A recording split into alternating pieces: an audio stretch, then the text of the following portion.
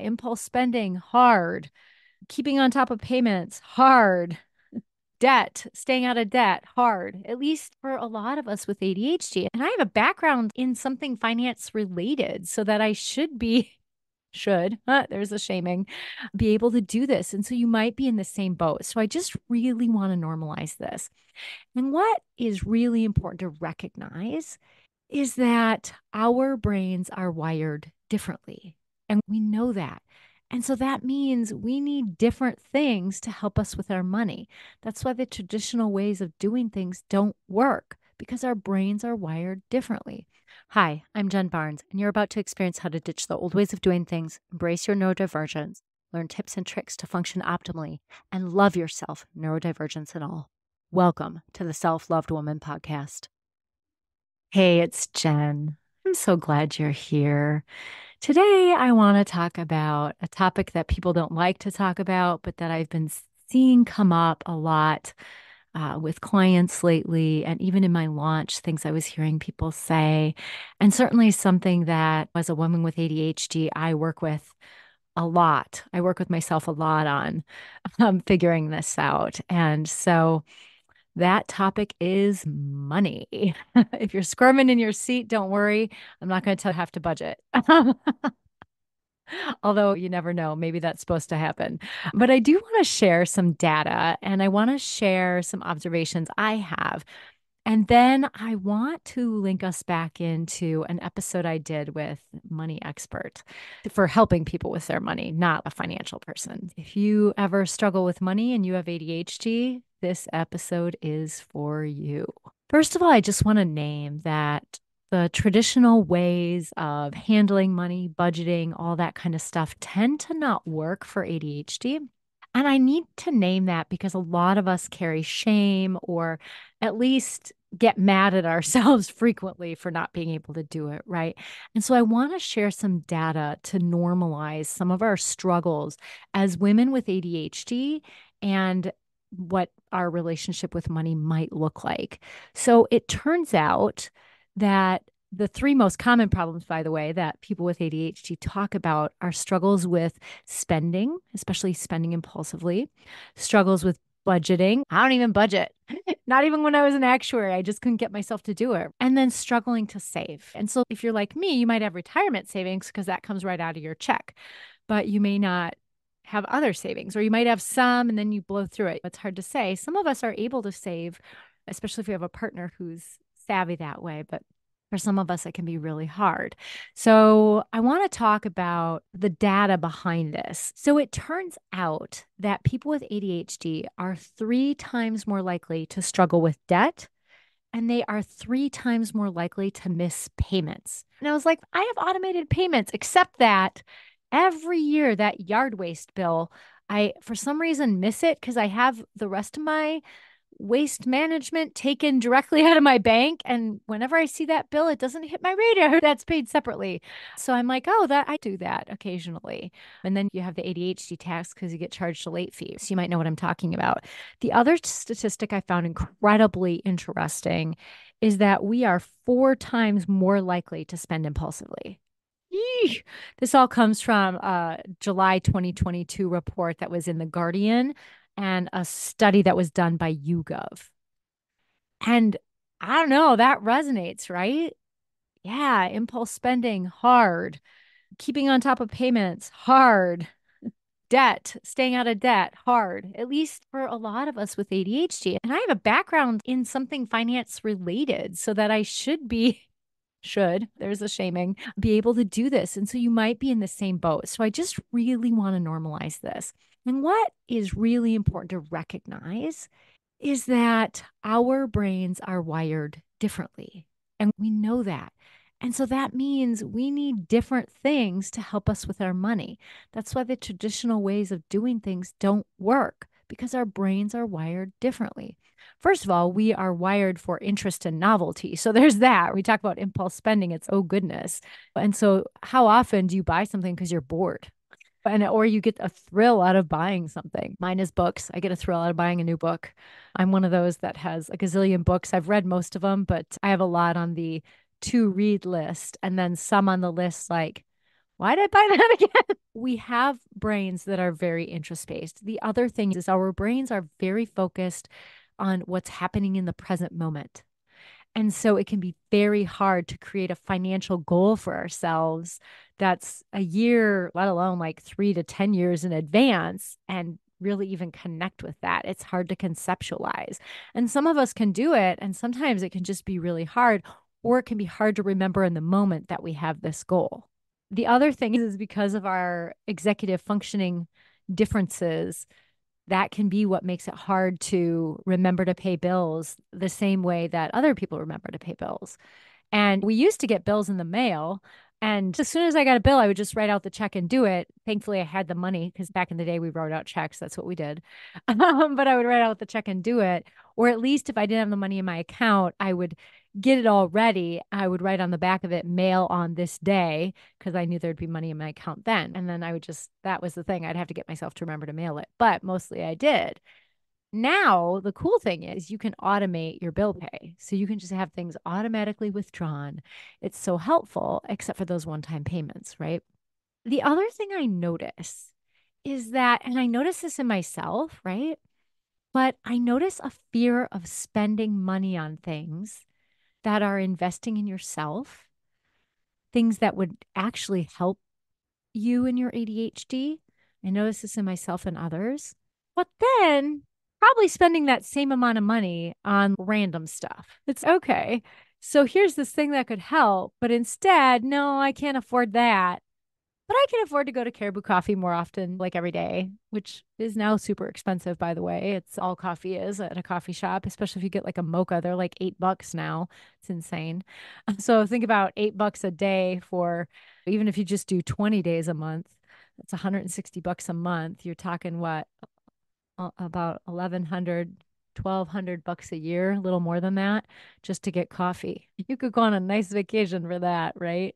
Or invest in a program that would help you. So I noticed that pattern too, is we're afraid to invest in things that might help us. And as women, we struggle to invest in ourselves. We struggle to put ourselves first. And I've talked about that in some recent episodes too. And we do that with our money. Our money is for everybody else, but not for us. Like I'll go into debt to get my nieces a really nice birthday or Christmas present, but maybe not do that for myself to do something that would help me. Or at least that's what I used to do. Now I'm like, whatever. I need what I need. Budgeting and all that stuff don't tend to work well for ADHDers. And so shaming ourselves about our past attempts doesn't work. And we're going to talk about the past towards the end of my part of this episode. But for now, it's important that you say, you know what? The efforts I've made to date are the efforts I've made to date. They're not good, bad, or whatever. It's just how it was. I did the best I could at the time with what I had. So that's what we're going to do with the past. The next step is to build awareness, to notice the patterns you're doing, to notice, like, how did I get on Amazon? What? Wait, why am I here? And then to stop and be like, why am I buying something right now? What is the intention? And I will tell you, we can have lots of ways that we justify things. And so to pay attention and really get to notice your own patterns of like, how do I justify spending? How do I like convince myself that I need something with that you really don't need? And a part of this might be introducing some friction, both to help you stop long enough to notice the pattern, but then also we talk about we tend to have more impulsive spending. I think it was 4 times more likely to have impulsive spending. And in order to be able to address impulsive spending, first of all, we have to notice when we're doing it. We have to interrupt the pattern. And one thing we need is friction. So James Clear talks about when we're trying to build a habit in his book, Atomic Habits, he talks about reducing the friction. So we want to get the barriers out of the way that might make us less likely to do the habit. But the thing is, when we don't want to do something, we want to make that harder to do. So if you're quitting smoking, you don't want to like have cigarettes in every room of your house and your car and at work, right? You want to make it more of a pain in the butt to access that thing you're trying to quit. The thing is we have to spend money. And so it's okay, maybe starting to notice your patterns around like, when do I tend to really go wild? For me, it can be when I'm sitting home at night after a long day and I'm feeling tired. And I'm like, oh, it'd be so nice to buy myself something, which is usually a book, but it doesn't come to me like that. I don't think that's probably deep down in the subconscious. Instead, it's, oh, you know what? I really need a new shirt, or I really need this thing that'll help my podcast or that'll help my business. Like we can do that with business stuff too. And so we want to notice the pattern, but then we want to create friction. So we want to make it harder. Certainly, when we have our credit card information saved on our computer or on Amazon or things like that, is not friction. That is making it as easy as possible to spend money, which is why they let you do that, right? Amazon wants your credit card information there because then you don't have to pause and think through entering the credit card information. So when we talk about creating friction, you can delete those things. Although I will tell you, I know my credit cards from memory, so that doesn't help. I mean, it's a little bit more of a pain and it might give you a little bit more time to pause and think.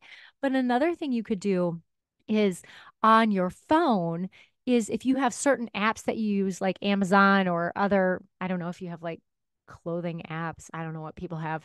But you could use Screen Zen, which is an app we've talked about to not get beyond social media as much. You could probably use that and set it up for those kind of apps too. So that when you know, even I would just set it up for all the time so that it takes a little longer to get into your shopping apps. So you want to create some friction. So it's harder to be able to spend money without thinking about it. And I will tell you that it is really important to be clear on what your finances are. Now, I have tried budgeting over the years. I'm really good at making a spreadsheet, looking at what my expenses are every year or so and being like, okay, yeah, this is what I can afford to spend every month that is outside of my regular bills. And I really don't do a good job of looking at it, right? But what I do is I have a list of things I know come out of my account every month.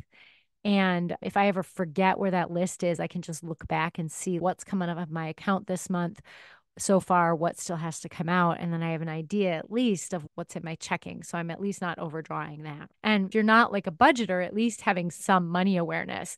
I recommend opening your banking apps or your bank account information, trying to look at it. If you can look at it daily, that's great, but at least several times a week so that it stops being scary.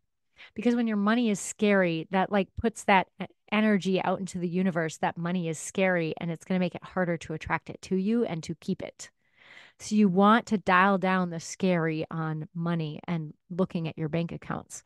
I even force myself to look at my credit cards and loans I have and all that kind of stuff because I'm like, okay, let's get the real picture. And so it's, yep, this is what we have. And it's a great reminder that this is why we're not going to Caribou Coffee today. You can tell I love Caribou Coffee. I seriously, oh my gosh, it's so good. So having awareness of where your money going is really important. And a piece of the method that I was talking about is that certainly automating your bills is an important step because if you can just have things come automatically out of your account, then you won't forget to pay them and then you won't be paying late fees. Right? I have everything come out right around the like right after the first of the month in the first 5 days because I pay myself once a month for my business. And that way the money is right there. So all the things that have to be paid come out right after I'm paid. So that way most of it comes out. I think there's one thing like my student loans. And then I think, I don't know, like a disability insurance policy that comes out later in the month. But I know what those are. And so I know to look for them. The other thing that's important to realize is that, okay, let me back up. There are all kinds of things that people say we need as people with ADHD, but also just people around their money. And they say that we need to budget. And I can't tell you if you need that or not. I know that I have spent the better part of my adult life trying to get myself to do it, and I'm just not consistent with it. And if you are someone who would do well with a budget and using a budgeting app, then there are ways to do that. I know a lot of people like Mint. That's something you can use. I've tried so many over the years. And part of that is with ADHD, we like novelty because it makes it interesting. So a lot of times we'll use one for a while and then we trail off because it gets boring and monotonous. And so if you're going to use a budgeting app and you find one that's interesting at the beginning, it's important to find a way to keep it interesting because we have interest-based nervous systems. So you want to keep finding novelties or making it fun. So maybe you listen to a certain fun kind of music that you like when you do your budgeting app, or maybe use body doubling, right? Have someone else be there that is doing a task, whether it's also financial or whether it's something else, so that you have that other person there to help hold the energy of doing something. You can make a challenge for yourself, but the challenge probably needs to be more short term because remember, if your challenge is, I want to save $1,000 by the end of the year, your ADHD brain, that maybe you can do it. I don't know. Most of us, that's going to be really hard. It's going to feel out of reach. Where if we're like, I want to save $100 this week, or I want to save $20 this week, or $10 this week, that's a little more manageable. But you can create a challenge because that can make things interesting. So, we've talked about a lot of different pieces. I also want to talk about some of the emotional stuff. It is really important to give yourself some grace for learning these things because with ADHD, really lots of tasks can be hard to do, but for whatever reason, money stuff is tough.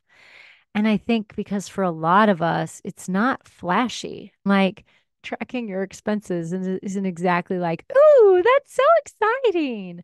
I did love my accounting classes in high school and a couple of the ones I had in college, although once I got into cost accounting, I was like sleeping through class. It was really boring to me, which is why I switched majors. But for some, that was interesting to me at one time, but for some, it's never interesting. And just we come by this struggle honestly. And so it's important to give yourself grace because, again, remember, if we're stressing ourselves out about money, we're dysregulating our nervous systems.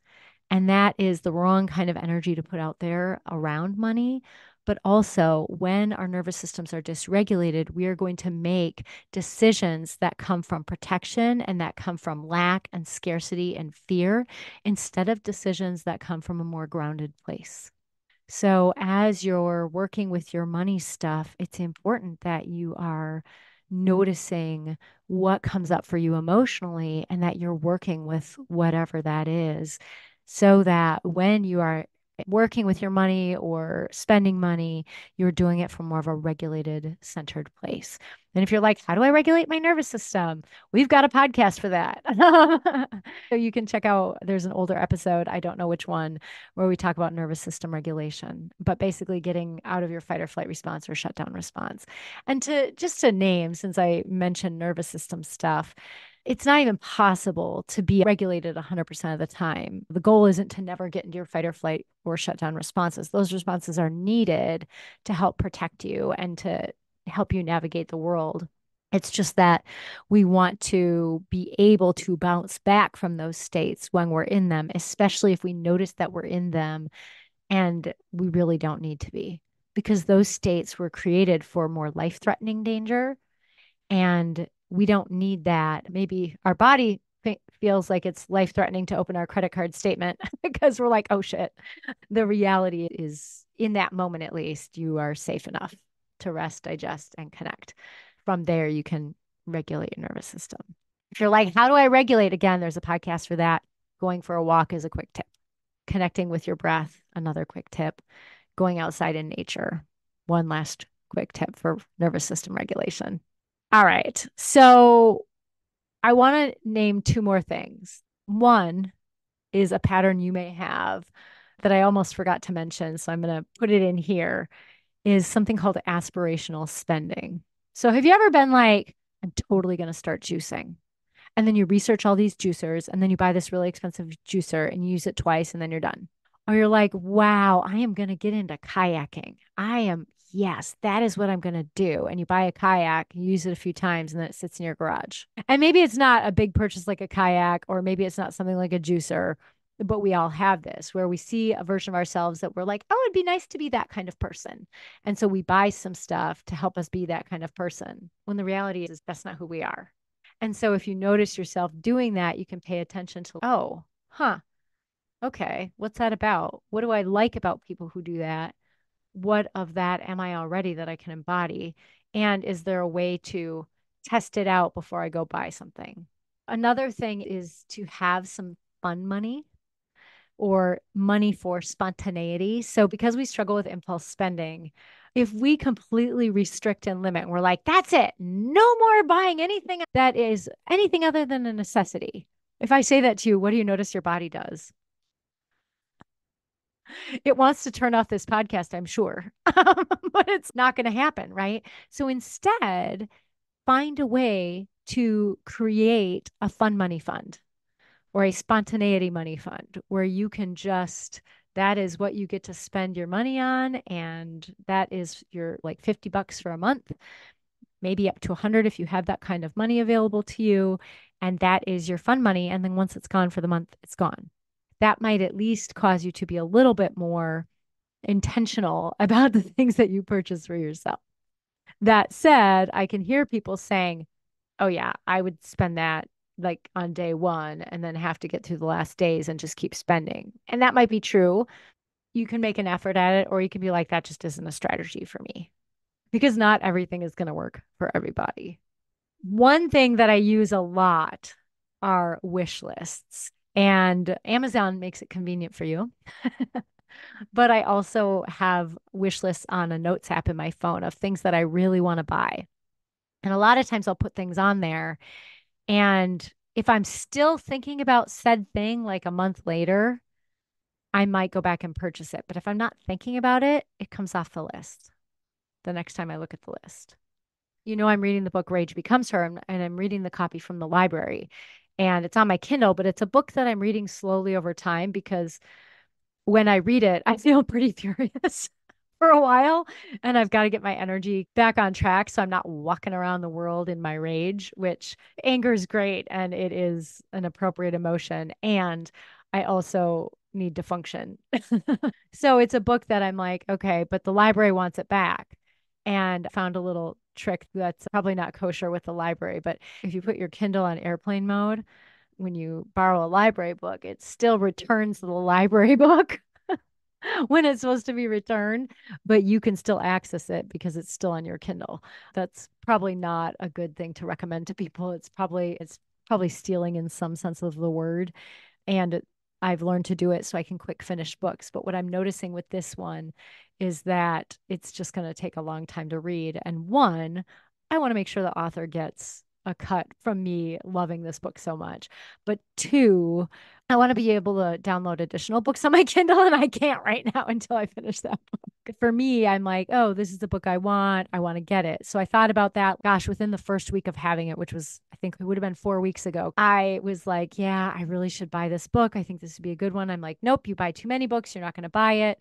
And you can see if you need it or really want it. And first of all, I find myself highlighting so many pages in my Kindle, which is a nice feature because then you can download that or email that to yourself and get a copy of the list of things that you've saved. However, I'm only like 20% through the book, and it's already been a month since I initially checked it out, and I'm still really wanting a copy of it. So last night I let myself order a copy of it. And because I no longer let myself just buy random stuff on Amazon to um, get the free shipping, I have a list of things that I actually need on the regular that I can order from Amazon to bump that up. So for me, that is certain food things or things for my cats, or I got Nugget, which by the way, if you're vegan and you want a good vegan Parmesan cheese, I love Nugget. Really good. This is not an ad for that, by the way. I just think it's really good. It does have a little texture to it more than just regular grated Parmesan cheese. I just find it so tasty. Anyway, so I did that. But that can be a trick is if you're still thinking about it a month later, maybe it's not an impulse spend anymore. It doesn't mean you need it, but it comes from a different place, right?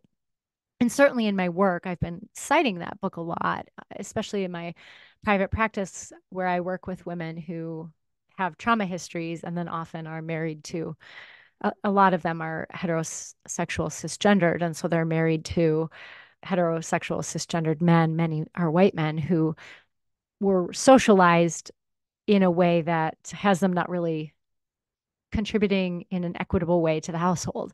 And so I find myself citing this book a lot, so it might be helpful if I had access to it. Yes, a justification, but also something I've thought about for a month, so I allowed myself to get it. Wish lists, great strategy to try and help yourself. I thought I had one more, but I think that's all I've got for you. I want to talk about the last piece because this is the biggest piece. And I'm going to actually have Ashlee talk to you about it herself by re airing that podcast episode to go with this one. It's our money stories, it's our limiting beliefs about money. And the fact of the matter, for a lot of us, it's trauma about money. And Dr. Ashlee Geer is a friend and colleague of mine. She is a former trauma therapist who now is a nomadic CEO. Her life is so cool. Oh my gosh, her life is so cool. She travels the world with her partner and because she can work from anywhere because she's a digital CEO. And so she offers programs and all that. And they just go live in different places. Isn't that just the coolest life? And she's brilliant when it comes to moving up beyond the limiting beliefs around money. And limiting beliefs are those things that you tell yourself, those stories you tell yourself that may or may not be true anymore, may have been true for you at one time. It might be that you have parts of you that have been trying to protect you around money in some way, but now it's no longer working and it's keeping you stuck. And without further ado, we will go to that episode. Hey, it's Jen. I'm so glad you're here. Today is a really special episode. We have our second guest, and the best part is she's a friend and colleague of mine who's going to talk to us about empowering wealth today. Her name is Dr. Ashlee Geer. And Ashlee, I'm so excited you're here today. I'm just so happy you're here. Do you want to maybe share a little bit about yourself?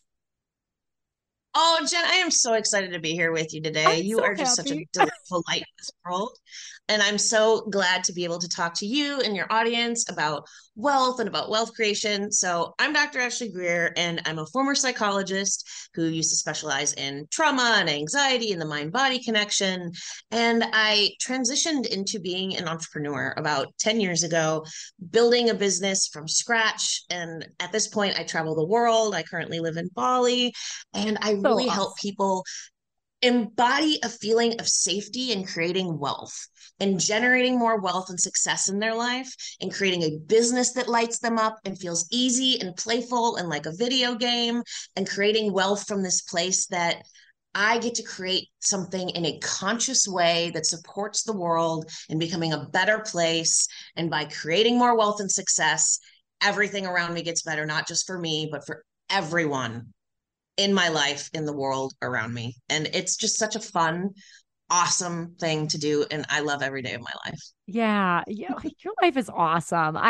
Ashley's like all over the world. I'm like, where in the world are you right now? She's, oh, I'm in Australia. Oh, I'm in Bali. I'm just going everywhere. I can't remember where you're going next month, but you're like going everywhere. So it's pretty cool. Uh, So anyway, I'm super excited to have Ashlee here. I've been in her Empowering Wealth program, which I have to say is amazing. We'll talk more about that at the end. You make things so much easier, Ashlee. You make things flow and make sense. And really, I've found a lot of shifts in myself since working with you on empowering wealth. And I wanted to share that wisdom with my listeners because it's such beautiful stuff.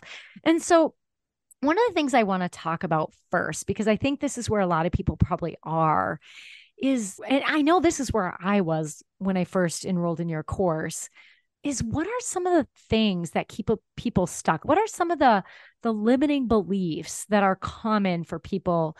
Because a lot of times we'll be doing all this stuff. This is what I noticed in myself. This is why I came to your program. I actually knew Ashlee from somewhere else, another program we were both in. Although we go way back, we turns out we went to grad school, right? You weren't doing your PhD at St. Thomas. You were doing your my master's at, master's. yeah. Yep. Yeah. Mhm. So randomly, we were in this program and we learned that that we were both doing graduate school at the same time. We graduated on the same rainy day from the University of St. Yep. Thomas in 2005, which is insane. Me in social work and you in psychology, but still, it's just so crazy. But we didn't know each other until we met in another program. But 15 years later. How 15 crazy. years later. Isn't that crazy? That's just like insane. It's totally random. I love stuff like that. Like that kind of stuff just lights me up. But I decided to engage with Ashlee's course because what I noticed is I was doing all this work and I was putting great stuff out there and people weren't buying from me. And I'm like, what is this? And I started to recognize some signs that part of what was getting in the way was my own issues around money, that I was putting my issues on money onto potential buyers from me. And I saw that was impacting the energy I was putting out, and it was making it less likely for people to engage with my programs or whatever it is. And so I'd love if you could talk a bit about what you notice about how that shows up, maybe some limiting beliefs, because I that's what I have found so invaluable about working with you. And I wonder if you could speak to some of those common limiting beliefs. Yeah, absolutely. What we're talking about here is really money mindset. It's our entire kind of philosophy, beliefs, emotions, the way we interact with money, the way we feel that money has a presence in our life. The problem is that for so many of us, we basically give money all of the power. We believe that we will be happy once we have money. We will be successful once we have money. We have value once we have money. But that ends up becoming a self-fulfilling prophecy because then we're constantly seeking the thing, money, in order to validate our value. And it's by holding our value that we actually can create more money, ironically. So we end Yeah, up putting it words, if that makes sense. that's And so fascinating. what ends up feeding into this so often are there's multiple layers, but one of, like you were saying, one of the key points is are these limiting beliefs, and I'm very specific about calling them limiting beliefs versus money blocks. You may have heard the term money blocks Can you before, say a bit right? more about that? Yeah, I've heard the term money blocks. Can you say a little bit more about that? Yeah, so money blocks and limiting beliefs are the same thing, but I believe in the power of language. Our subconscious mind believes everything we say to it. And so when I say the word block to you, what comes to mind? It's walls. It's like Yep. keeping things away, keeping things out. It's something that stopped it. It's something that is can't get around it. Insurmountable. Yes. Right. Impenetrable, whatever that word is. Yeah. And so when we call something a money block, that means I can't get around it and I can't solve it and I can't find a solution to move and flow around it. When we call something a limit, guess what? Limits are made to be broken. We Huh? can move through that. And so just by shifting that simple phrase of from a money block to a limiting belief around money, suddenly I have opportunities to solve this and to find solutions and to find new ways of being that create all this opportunity for me to have the sales that I want, for me to make more money, for me to break through my income ceiling that I've been stuck at, for me to stop under earning, or whatever it might be that I've felt has been this sticky thing that I've been encountering. Same with that word sticky versus stuck. Stuck, I'm Yeah. stuck. Sticky, I'm Yeah. moving forward. Yeah, sticky is yeah, there is. Language does have so much power, and you and I both with our backgrounds know that there's neurobiological impacts of the language that we speak. So that matters. I heard you say another word in there and it was income ceiling, and I know that's something I was really struggling with. I wonder if you could speak do you see that a lot with people that show up? What does that tend to show up like in your work when you see people I with see that a ton. yeah. So basically what happens is, we have an internal thermostat for what Mm. feels safe to us. And that exists in terms of happiness, that exists in terms of wealth and money. And so when we have this internal thermostat, the ceiling at which it feels safe, when we exceed that ceiling, our subconscious mind, part of us will pull us back below that ceiling and we'll go down again. And let's say we hit our 5K month or our 10K month or whatever it might be, and that's exceeded what we've done before.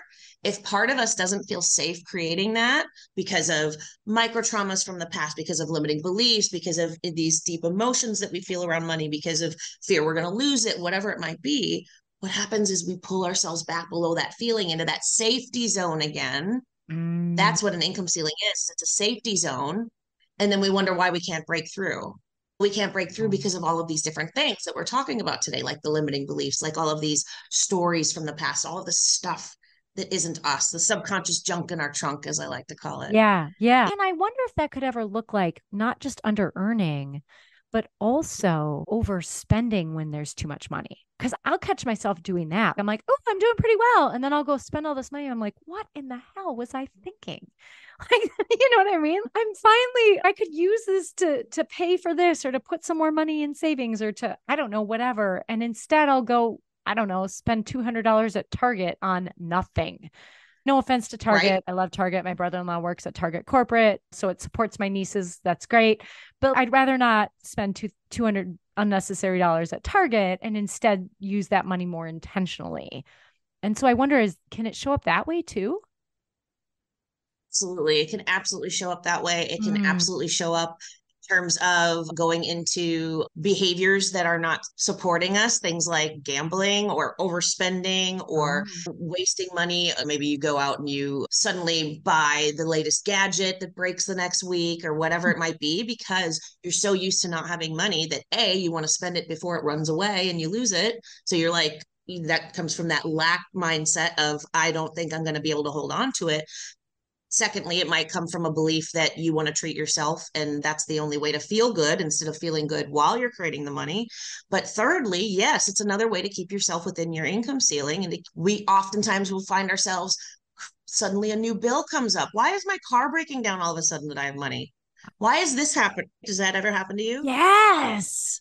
Oh my God. Not to me so much anymore, but I have clients that I'm like, oh my gosh, in fact, the guy who's working on my garage, that keeps happening. And I'm like, this dude, Right? like, what is Right? going on? Like, it's one thing after another. And I'm like, there's some mindset shit going on there. It's like, because that, how does that many things happen to one person?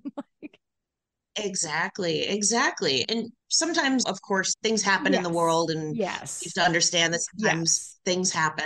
But other times, we're running into the wall face first and wondering why our face hurts.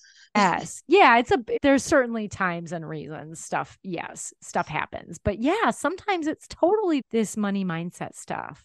It's like you're saying, you end Fascinating. up going out and doing those impulsive behaviors, those impulsive old school behaviors that for folks, particularly with ADHD, we tend to really like that dopamine hit, That's that what I was feeling just of like, thinking. ooh, right? And spending can do that a little bit. Sorry, I'm in Australia. You can bet on like horses at the bar or out having a beer and you can bet on a horse at the bar. And so you go do that and suddenly you talk to somebody next to you and they've lost $2,000 and you're like, what is going What? on? Yeah, yeah, it's crazy. But these are the kind of impulsive behaviors that we have where we go out and we buy dinner for all of our friends because we suddenly can. And it's how could I have invested that in my business to create more wealth? Yeah. And how can I also feed my dopamine system so that I get the sort of hits that I feel like are really important to me, perhaps with ADHD, because those hits Right. are important to us. We Right. need to be able to feed that pleasure and feeling good, as well as investing in ourselves and our future and a solid rocks foundation where we can create wealth and we're not constantly just stuck beneath our income ceiling, which is where we Yeah. started. That word pleasure, I've heard you use that a lot. And for a lot of people, I don't think we link money and pleasure. I think we think only rich people link money and pleasure. Like they go on Right. these lavish vacations and whatever. And I think for a lot of people, money can feel stressful. And I wonder about making those shifts because certainly if we view money as stressful, then money will be stressful. And Yep. so, 100%. Like this is really the core of my philosophy with everything that I work with my clients on is that we have to motivate ourselves from a place of pleasure, from a place of play, from a place of fun. Because if mhm. we don't, whatever it is that we're creating is going to feel hard, heavy, like it's going to be hard work. And guess what happens? When we feel like something is going to be hard and heavy and a lot of hard work, whether it's success in our business or generating more income, our subconscious mind is going to feel as though that's a stressor. I don't want that. That's going to make me suffer. That's going to be horrible. I've got to keep myself safe from that. So I'm going to hold myself back from making more money, from being more successful, because this is now a threat because it feels Yeah. hard, heavy. I'm going to be overwhelmed. I'm going to be burnt out. I'm going to be super stressed out and pull my hair out. It's not worth it. When Right. we motivate ourselves from these feeling good, from reward, from pleasure, what happens is it becomes so much easier to create these things, to create wealth, to move through these income ceilings, to create the success in our business, to make sales, all of this stuff. And our energy is different with all of these things as well. But you bring up a good point of how do you actually do that when we've been convinced our whole life that the way to that pleasure is only for if I get to go on vacation for a week. That's Yeah. the only way that money feels pleasurable. Yeah. Uh, We need to focus on the micro savorings of our financial reality in the here and now, which Yeah. allow us to create pleasure from the small little wins and gratitudes of what we're experiencing. So I know you and I were just talking about how much we love coffee. Yeah. Yeah. You go to the coffee shop and you get that beautiful mocha and you just sit there and you go, this is the best $5 I have ever spent. Oh my gosh, this is so good. And that is pleasure in spending money. That is pleasure in what money brings you. That Yeah. $5, finding that dollar on the ground and being like, yes, Yeah. awesome. Celebrating every dime that comes into your bank account. We look over the small little pleasures that are available to us. And how often do we save things like the nice candle that we bought at the shop that Mm-hmm. we could go and savor and enjoy? And it doesn't cost a lot of money Mm-mm. to enjoy what money can bring into our lives. And you make a good point because a lot of times when our ADHD impulsivity shows up, if we're not mindful and we're not working with it in certain ways, I think people can find themselves buying lots and lots of stuff or big stuff or expensive stuff and overlooking how much pleasure we can get from that. In my mind, Caribou Coffee Mocha, because they use real chocolate chips. Come on. Caribou Coffee owes me like affiliate money, by the way. I mention them all the time. But anyway, like good Minnesota company. But whatever it is, right? Like when we don't savor those things, I think that's when we need Amazon to be dropping shit off at our house every day just to get a dopamine hit. Whereas maybe if we were able to appreciate those smaller pleasures, we wouldn't need to drop a few $100s at Target or Amazon. Absolutely. And if you think you're really the expert in ADHD, but at least with my own experience with it myself, I'm undiagnosed. But from the time I was about 5, it's been Right. like she is way too loud and energetic. And oh my God, she won't sit still. And will she look at her paper and not scribble on the walls? The thing. But anyway, to get back to what I was saying is, That's why we're I friends. think, yeah, right? Because we jam this way. Right. Anyway, carry on. Is that I think that we're always in a race to find the next exciting thing, the next Yeah. sensation to experience, Yeah. because we're not taking time to actually fully experience the sensations that are available to us. And you and I are both trauma experts too. And so, one of the things that is really common with ADHD and also autism is low interoception, which is that ability to notice our sensations and name them or label them or have a sense of them. And so, it makes sense that in the work we do in my programs, we build interoception actually, because it is something that we need to enjoy, to be even be able to notice and enjoy the pleasure just in the first place, right? Absolutely. That's so interesting to think about how not being aware of what's going on inside of us becomes this problematic factor that results in us constantly acting impulsively and doing things which aren't in our best Yeah. interest, whether it comes to money or our businesses or whatever it might be. So Yeah. that's so interesting. Yeah, it's fascinating. And one of the things I've talked about on the podcast, so some of my listeners might be like, yes, Jen, we know you think this. But one of the things I've shared is I'm really curious about the like chicken egg thing with this, because we know that with ADHD, especially if you were undiagnosed, there is a lot of trauma. And it may not be like trauma that people go, oh my gosh, like childhood sexual abuse or something. If you said that happened to you, people would be like, oh yeah, that's trauma. And the things that happen with someone with ADHD, the constant criticism and shaming, and why can't you just do this? And you can pay attention here, but you can't pay attention there. And why is scribbling on the walls, Ashlee, or putting me on the chalkboard in 8th grade for talking? Like legit, that Yeah. happened. And all that is traumatic. And like you were saying, our body doesn't know the difference between a tiger or a money mindset thing. So what I think is like, how much of it is people on the autism spectrum and ADHD have interoceptive issues because that's inherent in those neurodivergences. Neurodivergencies. I don't know if you understand anyway, whatever. Or is it a function of trauma? Because we know that interoception is low in people with complex trauma histories. So I don't know, but that's something I think a lot about. Well, it's really interesting because I would, at least to me, it makes sense that we would lose trust in ourselves when we're constantly told not to trust ourselves Yeah, because when we're you're told you're a wrong. dumbass, eventually you start believing you're a dumbass. Exactly. And so then you stop tuning in and you stop being aware because you think other people have the tickets on what's going on inside of you and you don't. They understand it better than you do. So Right. why bother? Why would I Yep. trust my internal messages? I think, And you're so right when it comes. Sorry, oh, go ahead. go ahead. You're so right in terms of these little micro traumas that occur to us. The minute you said having my name written on the board in the eighth grade, I'm like, oh, I think that happened to me.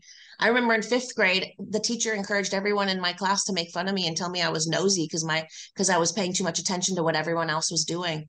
She encouraged everyone to flick their nose at me and go, nosy, the teacher. Cool. And right. And so what that taught me for a long time was don't ask questions. Right.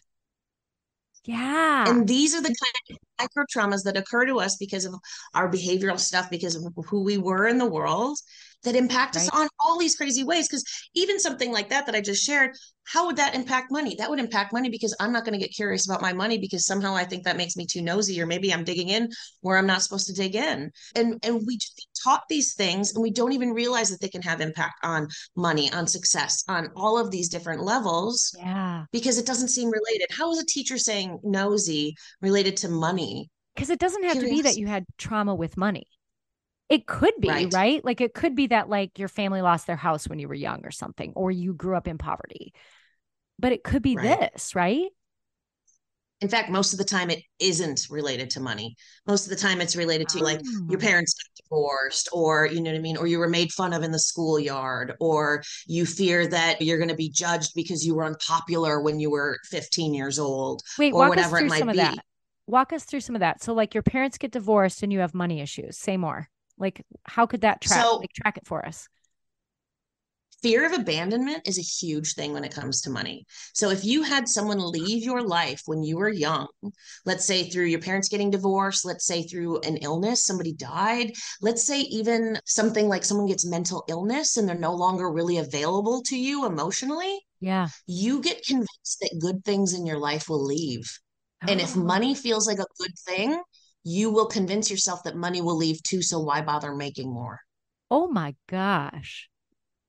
Yep. That's huge. I want to Yep. ask everyone listening and being like, did you hear that? Like, that's huge. That's huge. Okay, now track Absolutely. one more down for me. Track one more down. You're afraid people don't like you in high school, or it was another thing you said. Like, you said something like that. Yeah. So Help me track that yeah, one. Is so you're that 15 related to years old. abandonment? You're 15 years old, you're unpopular in school, maybe you get a little bit bullied, or maybe people made fun of you because you're into, I don't know, anime or something like Right. that. What you're learning at that point is that who I am and how I show up in the world isn't of value unless other people approve of me, because unfortunately when you're 15, that's how you feel. And Right. so how would that impact you as an entrepreneur and earning money?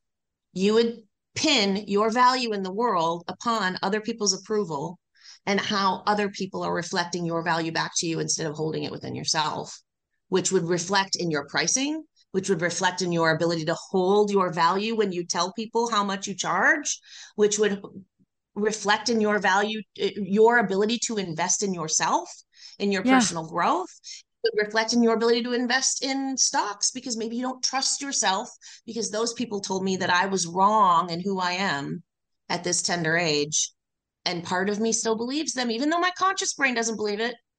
This little 15-year-old inside of me believes it, which you do a lot of that work with the different Yeah. With pieces. IFS, internal family systems, and the Yeah. parts work. And it's interesting because I've worked with that 15-year-old part a lot around this. And so as you're talking, I'm like, this is me. And I still sometimes undercharge, which is something that y'all are going to get an email about soon. So listen up. But anyway, no, but I love it. that's fascinating because that is interesting. I think about I wasn't exactly like the most popular of 15-year-olds. I didn't drink and was smart and did well in school and prioritized learning. Those aren't things and was a bit of a know-it-all. So those tend not to be things that make you popular. It's interesting. Just as an aside, Yeah. I feel like entrepreneurs in general have a greater majority of not being popular when they were younger. Really? That's I don't, fascinating. that's just, it's No, that's anecdotal, my interesting because belief. I'm thinking of someone we both know who's in that situation. He talks about it all the time. Huh. That is And I fascinating. think it's because it trains us to follow our own path. As scary as it is, we have been following our own path from that point. Okay, now And entrepreneurs follow their own path. if you're listening to that, please comment. I want to hear I want to hear comments about that or read comments about that in the podcast. That is because this is all for female entrepreneurs mostly. There might be some other outliers listening, but if that's you, I want to hear that. That's fascinating. So then, I'm sorry, I'm just literally thinking of some of this for the first time, but then how interesting is it to think that perhaps it's our shared traumas that have created the opportunity for us all to grab entrepreneurship and influence the world the way that we can see it being created because we've experienced these things in our past. Wow. And you know what that's profound. That's super profound. But you know what it makes me think of is something I hear you talk a lot about is this idea of building conscious wealth. And to me, that's your mission. That is how you're changing the world through the process you're just talking about. Can you speak to that a little bit? Because that really helped me, the building conscious wealth. Can you talk about that a little? Absolutely. Yeah. That is 100% my philosophy. And it's why I do this money mindset work with people, with entrepreneurs. And frankly, it's with conscious entrepreneurs who are out there making a difference because I believe that the more we get money in the hands of people who are conscious, who are good hearted, who are just these amazing beams of light in the world, the more we elevate the consciousness of the whole planet, the more we change the world. Because each time that we create wealth ourselves, we become a beacon, we become the ripple that moves outwards and changes everything around us. What I mean by that in practical reality is when I make more money, I can pay more fair wages. I can hire people who will make a difference in their communities. I can invest in charities that I care about. I can do things that matter. I truly believe that there's a paradigm shift between this old industrial revolution, you build wealth on the backs of other people and on their blood, Yeah. sweat, and tears, to a conscious revolution of building wealth through equity, through sharing, through collaboration, through community. And when we get more money into the hands of people who believe that and know that and will impact the world with that, the whole freaking world changes. It's just like mind blowing. It's just mind blowing. That was a huge thing for me. First of all, before I talk about that adjustment for me, I do want to say Ashlee isn't talking about trickle down economics here. She's not talking about that. That comes from the Industrial Revolution. That comes from the patriarchy. That comes from yeah, we promise we'll give you good stuff if you do the bulk of the work. That's not what happened. You're talking, Ashlee, my understanding is you're talking about people who have good hearts, who have full intention of helping people in their business. That's why they're going into business is to help people. And then the people they help aren't just their clients or customers or whatever word people use, but also the people that work in the business with them or for them, if you want to use that language, whatever language fits for people. But that's different, right? That you're talking about two different. Yeah. Absolutely. Absolutely. Because when we're coming from this place of I'm building community, I'm building collaboration, not just with the people who I'm serving through Hmm. my products and services or whatever it is that I'm bringing to the world, but through the people that I am working with, through the people that I am actually going and purchasing things from, because now I Hmm. can purchase from people who are creating things in conscious ways as well. And I can choose where my dollars go towards as well. Then it's not about, oh, you'll eventually get 3 pennies on my dollar. It's about my whole dollar is going to go towards things that I care about and I'm passionate about and that make a difference. And that Yeah. means the whole everything changes. Yeah. And that changes the world. And we need more of that. So if you're listening, you're like, that sounds amazing. Keep listening because at the end, we're going to talk about how you can work with Ashlee. The other thing I want to talk about is when I heard you talk about conscious wealth, that really helped me shift a long-standing money mindset I have, which is that people who are rich or wealthy are sleazy. And this was truly keeping me stuck because I really saw how it was. It was one of the reasons I came to you. I didn't know what the limiting belief was, but this was the big one for me, one of the big ones, which is that like people who make a lot of money are sleazy and they don't care about others and they're selfish and that they maybe they were nice at one point and now they're assholes. And so I wonder if you could talk about that limiting belief a little bit. And because and how that relates to the conscious wealth, because that was huge for me. That was huge for me. And it is such a huge thing for folks. There's a couple layers there. One is that a lot of times we have these limiting beliefs, and sometimes due to experiences from when we're younger, about people who are greedy and selfish and make money because we've had experience with people who are greedy and selfish and make money. Let's just be real. Some people Mhm. are greedy and selfish who have a lot Yeah. of money. But let's also be real. There are crap load of people who have a lot of money and aren't greedy and selfish. There's people like the Gates, the Warren Buffetts of the world, the Oprahs of the world, who haven't they like all signed a contract that said they're going to donate a certain percentage of their income Have once they? they pass or something like that? I think they have. They're all kind of part of this agreement that they've just said this is all going to be going to charity. This is going to be making a difference in the world. Like there are so many exceptions. That Or can't like, be the rule. yeah.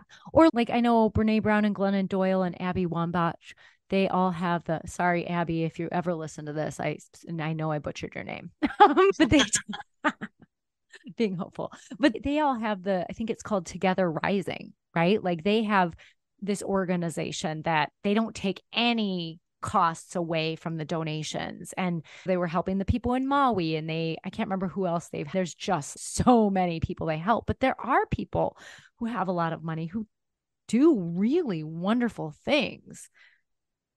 Really wonderful things. And here is the foundational belief that underlies that people who make money are selfish and greedy Mm-hmm. is that it is you said it. You said maybe they used to be nice, but the money made them that way. Yeah, that was my It, belief. yep. Is that we believe that money changes us. We Mm-hmm. believe that money is going to make us into a money hungry monster or ruthless or build on the backs of other people or not care about other people.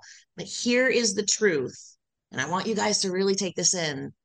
Money just makes you more who you actually are. Say that again. Money just makes you more of who you really are. It doesn't Whoa. make you different. You don't have to be a different person to make money to begin with either, but it just makes you more of who you are. Wow. Yeah. And so that means if you're a good person and you've got all this like amazing shit to pour out into the world, Yeah. that means that's just going to get even bigger and bolder and even like more profound. And you're going to make a bigger impact and you're going to make so much more, so many more ripples and so much more excitement and so much more passion in your own life and the lives around you because that's who you are and that's your truth. And money will Wow. empower you to do that. It won't make Right. you into something else. Right. Yeah. Yeah. Wow. That is so profound. It's true, though. It's true because I think even like of my own self, right? Like when I have more money, I increase how much I donate places. Yep. And I shop a lot less at Amazon when I have more money. I do because I don't agree with the way that company functions. And you don't have to because it's the only thing you can afford or whatever. You can, Right. yep. I was thinking about that the other day. I don't want to put a limiting belief on anyone, but I was like, It's truly a privilege for me to, I don't remember what it was I was doing, but I was like buying something that was better for the environment than the alternative. And I was like, that is really a privilege that I can have that. What's the word I want? Not value, but principle just to die on. You know what I mean? It is in a lot of ways. Absolutely. Because I think of It's, some of it my empowers clients. you. Yeah. Yeah. Yeah. So go Who ahead. I think about some of my clients in my private practice who are maybe on disability or something like that, who they can't, it's, yeah, Jen, that would be really, I don't ever suggest that to them, but yeah, it would be really nice to be able to have the no paper towels that I have and just wash them, but they have a disability and so it's too much work. Or it would be really nice to be able to shop at bookshop.org and support small shop owners. I think a lot of them are Black bookshop owners too. And that'd be great. But if I want a book, I got to get it from Amazon or Walmart, which is, I'm not judging anyone who does that. And we know that there is not really what seems like conscious wealth to me in those places. Exactly. And when we, I think a lot of times we think when we build wealth, we're taking that's another really big limiting belief. We're taking from other people. We're Yeah. taking from other Yeah. people to build our own. And instead realizing that actually when we build wealth, when we have something of value to bring to the world, we're actually contributing to the world, not only to the lives of the people that we're of service to, but then to where we spend our dollars. It's like that whole thing. It's not a pie. Like when someone's doing well, that Yeah. doesn't mean other people have to do bad. It's not a pie. And that's the foundation of that lack mindset versus abundance mindset. Mm-hmm. Lack comes from the idea that for me to win, someone else has to lose. Yeah. Yeah. Abundance comes from the idea that we can all win together. Yeah. So much of that scarcity mindset to me, and I've got a feeling you're going to agree too, as a trauma therapist, former, because now you're an entrepreneur fully. I see so much of that scarcity mindset. And it's not always about money, it's even about time and resources. And let's not go down the political path, but like political bullshit. There's so much of the scarcity mindset. And to me, it just looks like people acting out their trauma. Yeah, absolutely. Absolutely. And you have to think about this will get me on a soapbox. It is a way to keep people in line because people are easier to control when they're afraid.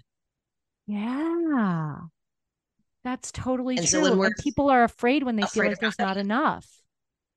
yep, when there's not enough money, not enough resources, not enough love, not enough whatever, we're hoarding and we're siloing And then instead of working our resources. together, Correct. we're Because working when we work together, against. that's when we're in our power. Yeah. And then we see it as a pie instead of something we all share and how we can lift each other up. Like those kids going into the circle together to get the fruit, right? Like you've seen that. I don't know if it's a meme or something. No, There's I actually don't. oh, So. it's really cool. It's like this thing where there's this group of kids and I believe they're in Africa. I don't want to assume, but I'm pretty sure they were in Africa. And they put a basket of fruit in the middle and they said, whoever gets there first gets it. And the kids held hands and all went in together to share the basket of Oh, fruit. that's gonna make me cry. I know, but it's like Yeah. those kids, like they get it. It's like we are in this together. It's not a pie. And I'm sure there was less fruit. One kid could have had more fruit in it, but their point was you can't enjoy your fruit if your friend next to you is starving. And the irony is that the fruit's gonna go rotten if you hoard it yourself. Oh, yeah. Oh, boy, I had some thoughts there coming to my head about money hoarding and some of what we see, but that might go down, that might go Right. off the rails fast if we go there. So we'll keep it to here, No, but but as a good aside, though, that's part of that money flow and that conscious wealth is we spend our money in places that matter to us. We don't hoard it. We don't say, I have to keep this safe because it will never come back because we have that internal belief in knowing that it is generative because it's always in flow and it's totally abundant and we actually trust our ability to create that. yeah. And like you said, not siloing it actually Yeah. serves that conscious wealth creation as well. I wonder if you could speak a little bit to, because as someone with ADHD myself, and I know you're undiagnosed ADHD also, and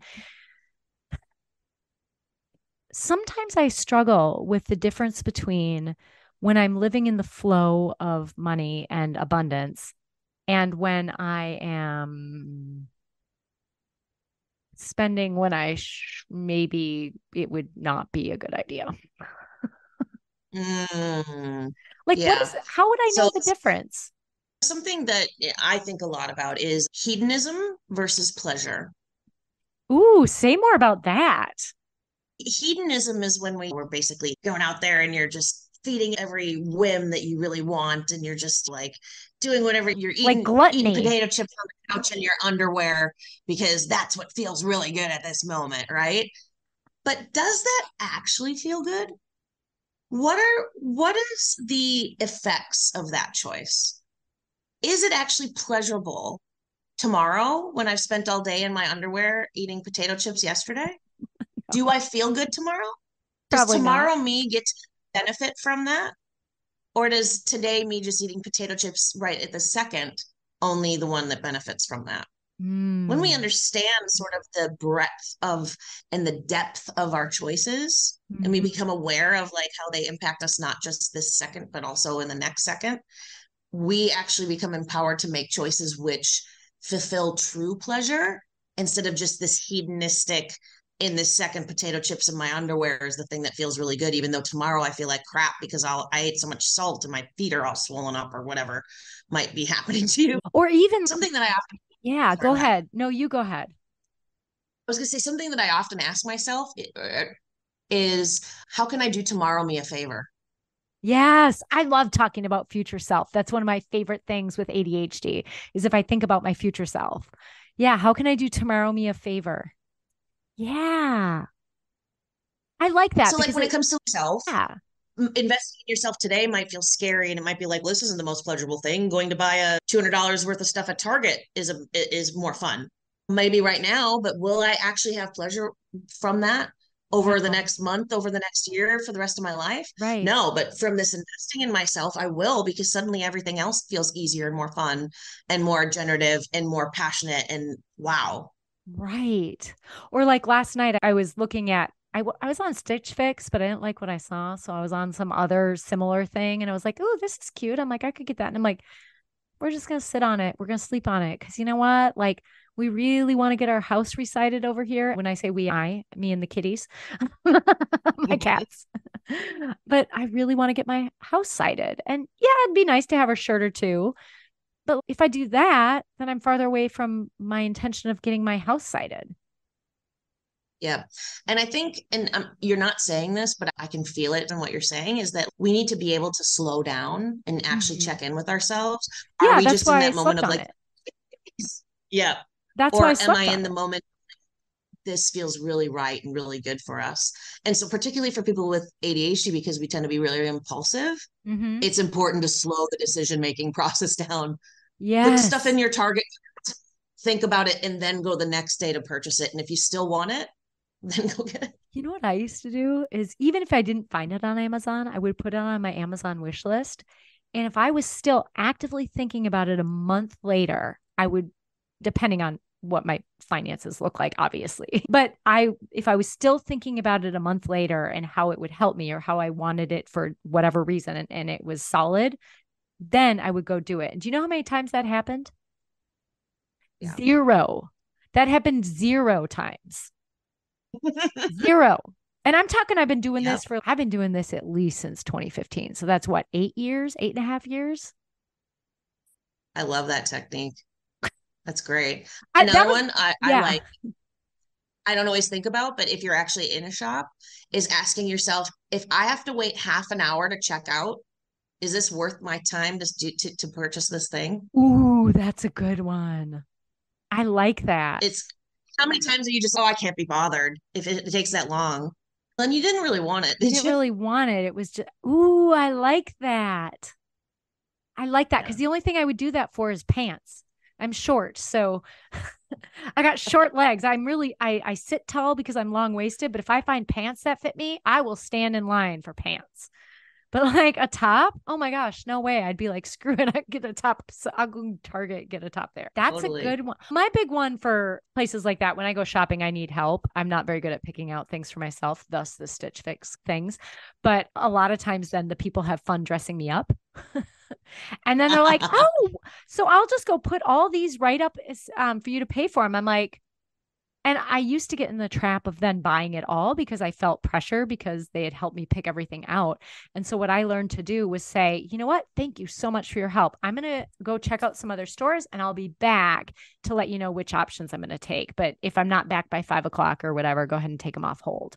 And they may not have liked me for that, but that's not really my issue. I did it. And then I was able to go back and say, hey, I'd like this piece and this piece. And the rest I'd like you to put away, and just proactively say it rather than having to say no in the moment in a way that didn't feel right. You know what I mean? Or say yes in the moment because you were really excited because it did all look really cute, even though you have one or two of the items at home already. Yes, I do own quite a few of the same shirts. If you know me for Right. any I do. length of time, you'll notice that. But I think it speaks to, and I know you work with your clients a lot about this, and I do as well, about this nervous system regulation, about feeling really from that calm and relaxed place when we make these Yeah. decisions for ourselves, you know? Yeah. And that can be hard to do when we're overstimulated by trying on clothes and having people be excited about our fun outfits and them getting to dress us up. And that can make it like Mount Everest for us to say no. So because we're not feeling super regulated. Right. Absolutely. And that's why Yeah. it's so important. I always, like you said, take a night to sleep on it. Come Yeah. from a calm place, even if you feel like it's a, because we don't realize money is about earning money, but money is also about the way we spend money. And so sometimes when we're excited because the salesperson is excited and all of this stuff, we just need to take a step back and say, is this actually what I want, or am I just caught up in this excitement because I really like excitement? Yeah. Because ADHD, we're like, excitement. I get excitement. Give us excitement. I want excitement. Right? It's a party. Right. Oh wait, I didn't want to go to this party. And especially, okay, now here we go. We're going to loop back. But especially if us ADHD entrepreneurs, if it's true that a lot of us are the ones that weren't super popular, and then we're trying stuff on in a store, this comes up for me. And then people are like, oh, yeah. And who knows if they're totally bullshitting me, but they sound right. They sound real. So then that sucks in other parts of us. Holy moly. It does. And then if we go back to being an entrepreneur in terms of that valuing, that's why we get caught up in thinking things like how much money I have is my value, or how many people Right. are responding to my Instagram reel is my value, is all of these external things because of that little stuff that happened when we were 15 years old that we don't think has anything to do with being an entrepreneur, having it, or money. I think that's important for all of us to hear today, to hear, because I think that impacts us all. A lot of the people I work with who are ADHD entrepreneurs, they struggle with that. They struggle with valuing themselves. Sometimes even struggle with putting time into their business, like that, like thinking that they are worth their own time. Mhm. And whether that's like Wow. signing up for a program to help them, or whether it's like even getting themselves to their office to work on their business. Right. Hmm. I think it's really common. A lot of ADHD women, especially, tend to be helper types. And as such, I think a lot of women are, actually, not all, but that's a sweeping generalization for sure. But I think a lot of times, especially with ADHD, and the hard part about being a helping type is then we often forget to help ourselves, or maybe don't forget, but we get into a mindset of thinking we don't believe it. And some of that can even go back to that 15-year-old trying to be valued and appreciated by being helpful. 100%. I like to call this the reverse golden rule. Do unto yourself as you would do unto others. Right. That's so true. That's so Yeah. true. Because Huh. I think you and I both work with those kinds of people that tend to overgive to the point of depletion because Totally. that's how they value. Yep. It's That's how totally they value true. themselves. That's why both of us end up working on burnout with people. Mm. But last week's Oh, yeah. episode was on burnout because it was like that's something I'm seeing a lot is so many people with ADHD are burned out, but they're burned out because they're giving and giving and giving and not doing enough. And this is even something my first guest and I talked about. They're not doing enough things that light them up, Yeah. you And know? ironically, talking about looping, this actually speaks to where we started, which was these top limiting beliefs people have, is that's the other big foundational one is I have to work really hard. it has to be difficult. I have to work myself to the bone. I have to sacrifice myself in order to make more money and in order to be successful.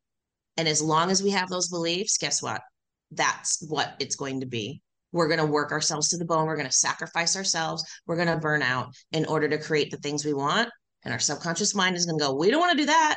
So instead of Right. doing that, we're just going to not make the money. We're not going to have the success. We're going to put the handbrake on, There's the income self ceiling. sabotage, procrastinate, Yeah. income ceiling, all of those things. So if someone is finding themselves doing that, having these limiting beliefs, like what's one thing I'm going to recommend your program? I'm just going to say that, y'all. I'm going to have Ashlee tell us a little bit about empowering wealth because it it was life changing for me. It was business changing for me. So I think it's important that you check it, at least look into it for goodness sakes. But I can't recommend it enough. It's really helpful. It's a lovely community. I think is it just meant for It's women? all women. Oh, it is. Okay. Yep. I didn't know if it was Yep. intentionally all women or if it's just that's who you attract, but it's this lovely community of women who are just so authentic and supportive and able to be vulnerable and receive and give feedback in warm, loving, compassionate ways. And I can't recommend it enough. And I want to unpack that a little bit here in a second. But is there if you were going to say one thing, if someone was going to go try and shift one thing this week they were going to work on to help their money mindset, what would you tell them to start to do? I think a lot of people tend to talk about the limiting beliefs, the thoughts, the things like that. I think the simplest, fastest, easiest thing to do is the nervous system piece. Is if you Ah, can, before you sit and look at your bank account, actually come from a place where you feel grounded, calm, and relaxed, you're going to be able to have a much more, I don't want to say opportunistic because that sounds weird, but you're going to have a much better approach to your money. So here's what I mean.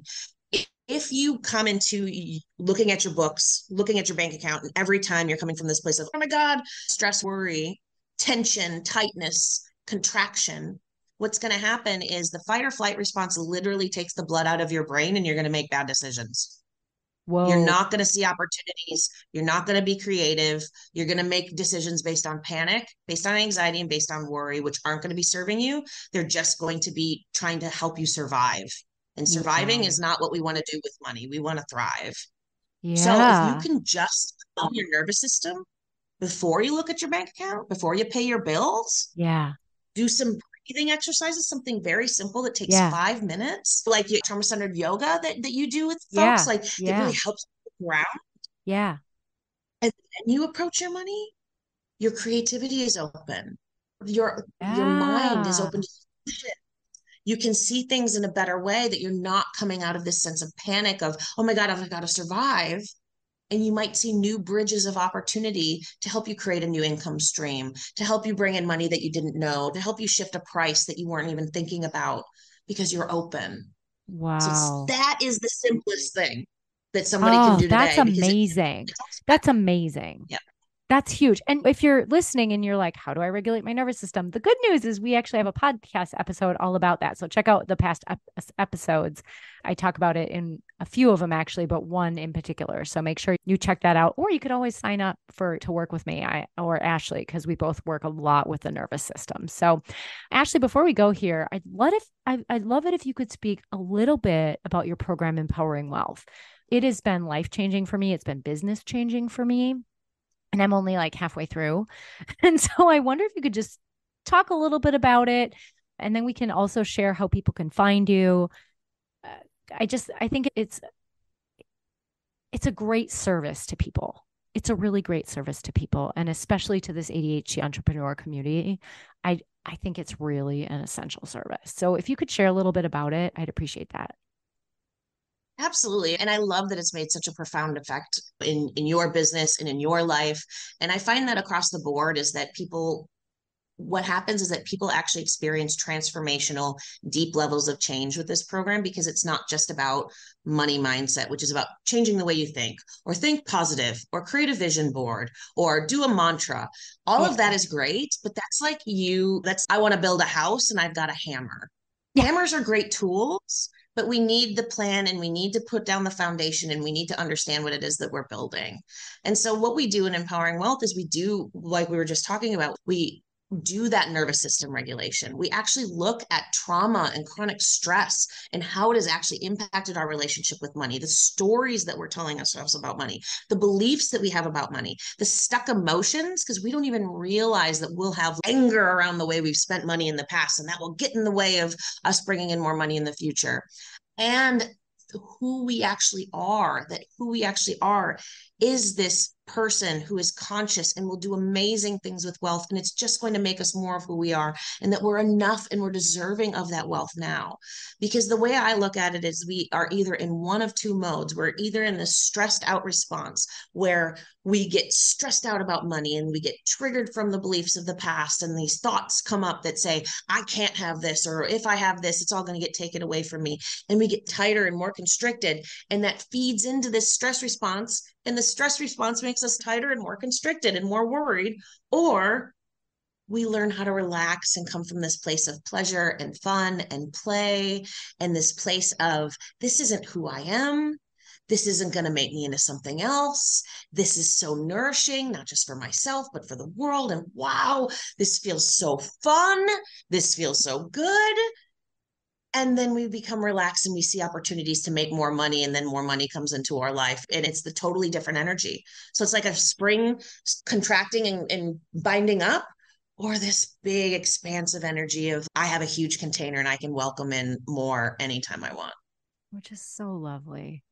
It's so lovely. So I also want to say, if you're listening, if you're not following yet, please follow this podcast. I would love that. You can follow me on social media. That's also in the show notes.